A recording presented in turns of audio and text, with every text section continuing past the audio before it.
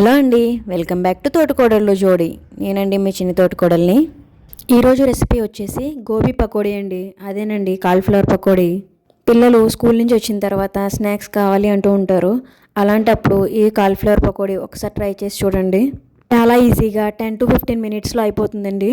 చిన్న చిన్న టిప్స్తో ఈ గోబీ పకోడీని క్రిస్పీగా ఎలా చేసుకోవాలో చూసేద్దామండి. ముందుగా ఒక చిన్న కాలీఫ్లవర్ని చిన్న చిన్న ముక్కలుగా చేసుకుని వాష్ చేసి పక్కన పెట్టుకోవాలండి.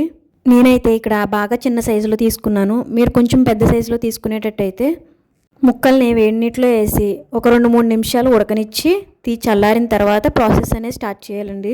ఇప్పుడు ఈ ముక్కల్లోని 3 టేబుల్ స్పూన్లు కార్న్ఫ్లోర్, 3 స్పూన్లు శనగపిండి, 1 టేబుల్ స్పూన్ కారం వేసుకొని ఇందులోనే రుచికి సరిపడా ఉప్పు, అలాగే 1/2 టేబుల్ స్పూన్ అల్లం వెల్లుల్లి పేస్ట్ వేసుకొని ఈ డ్రై ఇంగ్రీడియంట్స్ అన్నీ ఒకసారి కలుపుకొని కొద్ది కొద్దిగా వాటర్ పోసుకుంటూ పిండి అనేది పకోడీ కన్సిస్టెన్సీలో కలుపుకోవాలండి. వాటర్ కానీ ఒకేసారి పోసేసారంటే పిండి అనేది బాగా పలచగా అయిపోతుందండి. కొద్ది కొద్దిగా వాటర్ పోసుకుంటూ మాత్రమే కలుపుకోవాలి. మీకు వాటర్ ఎక్కువ ఈ పిండి పలచగా అనిపిస్తే 1 స్పూన్ శనగపిండి వేసుకోవచ్చండి.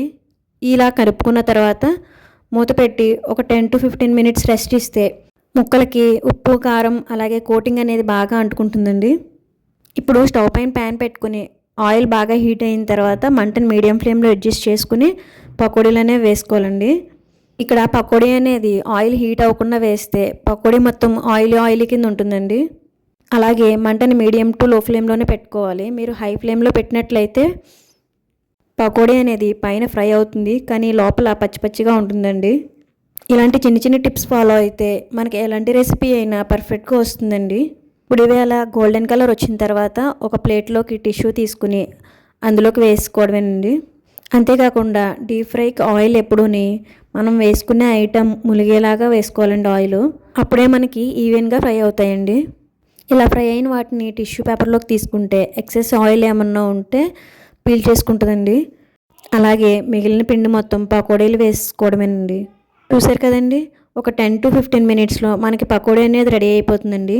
ఈ పకోడీ మనకి స్నాక్స్ లాగే కాకుండా రసంలో కానీ సాంబార్లో కానీ అయితే చాలా బాగుంటాయండి. సో ఇలాంటి మరిన్ని ఇంట్రెస్టింగ్ రెసిపీస్ కోసం మా ఛానల్ని సబ్స్క్రైబ్ చేసుకోండి. ఈ వీడియో మీకు నచ్చినట్లయితే లైక్ చేసి మీ ఫ్రెండ్స్ అండ్ ఫ్యామిలీస్కి షేర్ చేయండి.